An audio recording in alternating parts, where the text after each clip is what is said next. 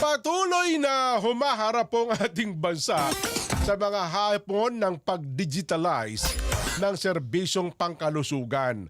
Ayon po ito mismo kay Health Secretary Ted Herbosa. Ang geography daw po ng bansa ay isa sa mga factor ng halos 60% ng kabahayan ay kulang pa rin sa internet access.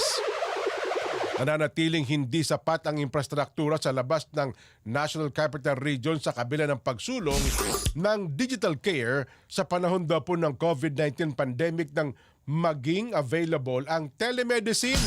Para matugunan ang mga digital challenges, binigyang diin po ni Herbosa ang kahalagahan ng pamumuhunan sa mga programa sa telehealth at digital literacy.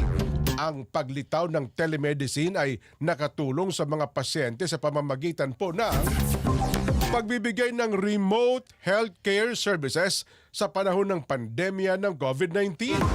Nabawasan din ito ang mga hindi kinakailangang pasanin sa health system dahil ang mga individual ay hindi po kailangang bumisita sa mga pasilidad ng kalusugan para po magamot.